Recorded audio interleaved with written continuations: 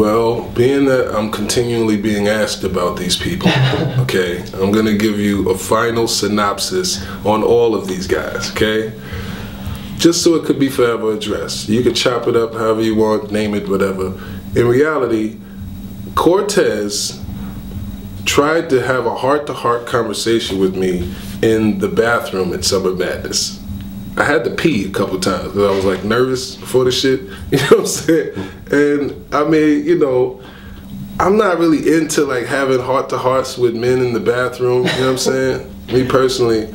But I mean, it was ironic to me that the next day he had some blog about he wanted to battle me or something. It's just like, and you know, the same people that tell you, yo, I look up to you, man. I got all my shit from you, dog, and all that.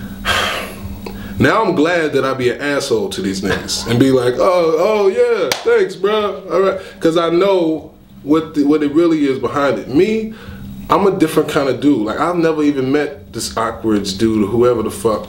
I don't know these motherfuckers, dog. I don't see these niggas out. I'm outside. Vlad knows I'm in Miami and Vegas and New York and wherever. We're getting chicken and doing cool shit, fucking with bitches, driving Benzes. I'm doing fun, cool baller shit.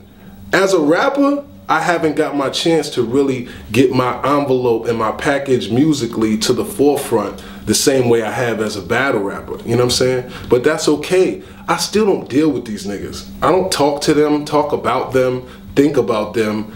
They're working at jobs at the airport and shit. I heard he works at the airport. Like, I mean, I don't even, you know what I'm saying? It's not the same kind of thing. So, not to like try to be, you know, I'm not even being disrespectful at this point. I'm just like kind of just like sad that these niggas are even caring about these weirdos that are obviously just reaching for light. You know what I'm saying? That's what niggas is going to do. When you that guy that's, you know, whatever, people going to take shots. They're going to say this and that, but the people is who I'm concerned with. You know what I'm saying? As long as the people like, yeah, that battle was hot, nigga. You still got bars. I want to hear your shit. That's what the fuck I'm worried about. You know what I'm saying? I'm worried about getting to them fans that's out there that want to see some hot shit, that care about the quality of something, not just want to see some controversy between a nigga that's not even on that level.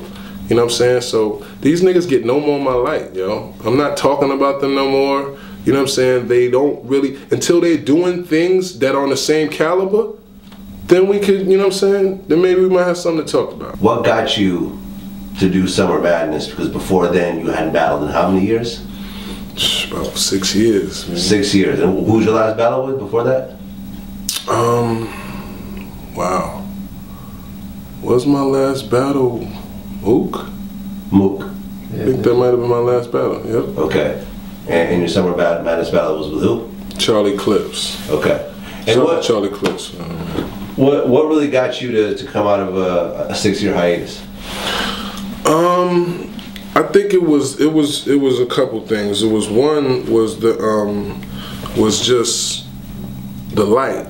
You know, I felt like I was really one of the pioneers of battle rap. You know what I'm saying? I kind of did a lot of things that put it on the forefront, like, you know, in terms of MTV and, you know what I'm saying, when Smack was first starting and really had the most viewership on battles back then. So it was kind of like, you know, I know the streets been wanting to see me battle for years, you know what I'm saying? The culture's actually growing now to the point where it's a bigger deal than when I was doing it and when that foundation was laid, you know what I'm saying? So that was one hand. I felt it was only right for the streets, you know what I'm saying? And I also saw a whole lot of tweets of people, oh, I don't know if Jones can fuck with these new niggas and all this shit. And I was like, what, you little motherfucker? So, you know, I really came back for that, just for the street side, because I don't think they wanted to let me escape that, because that's kind of where I introduced myself to the world. So it was only right I come back, spank up whoever the so-called new best nigga is, you know, a little something.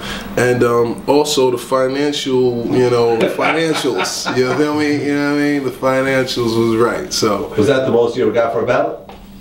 Nah, actually not. It was close. It was the same as the most I've ever got for a battle. Okay. So that was respectable. You know what I mean? I feel you. How do you feel you did in the battle? I feel like overall it was a classic battle. I mean, I see the standard has changed a little bit in terms of the perception of what that means in terms of that word. But for me, that was probably the toughest battle I ever had. You know what I'm saying? Was definitely a worthy opponent. Charlie Clips goes ham on niggas. You know what I'm saying? And he did probably the best the nigga can do right now. You know what I'm saying? Against me.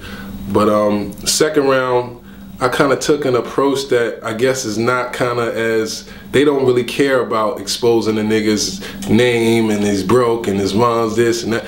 They don't really care about that in this era of battle rap, you know what I'm saying? And I had to take that moment with the crowd to really adjust in the second round of knowing, oh, y'all don't even give a fuck about shit. Okay, let me turn it up somewhere else then, you know what I'm saying? So really that's what wound up happening.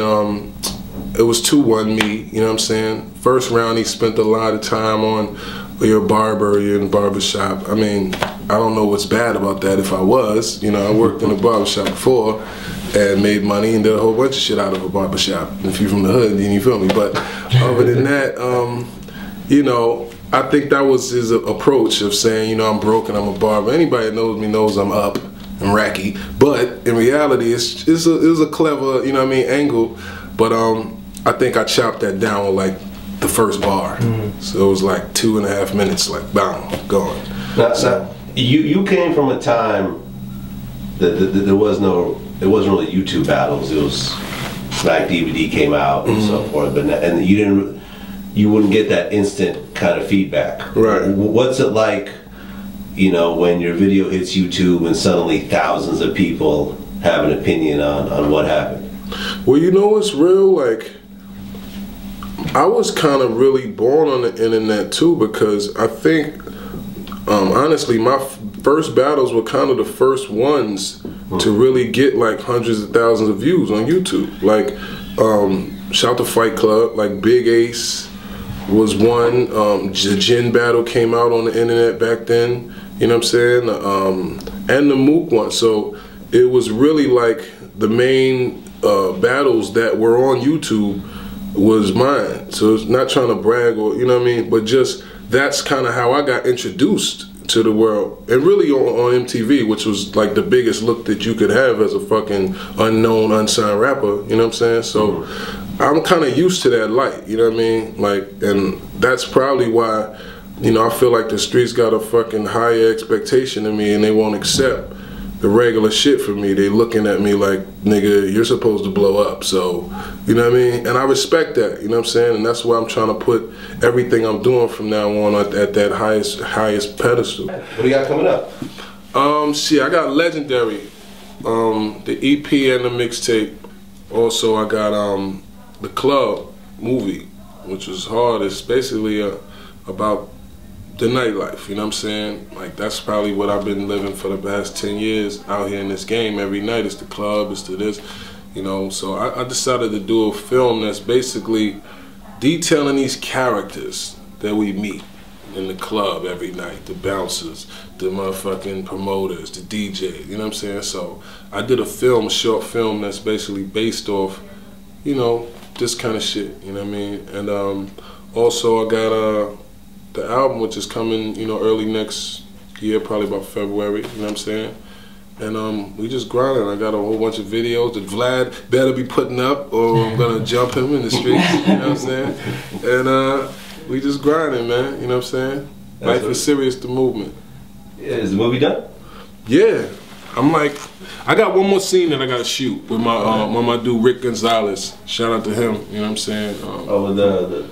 Yeah, with the hair. Yeah, the little young Puerto Rican with the hair. That's what I just described him as. You know what I'm saying?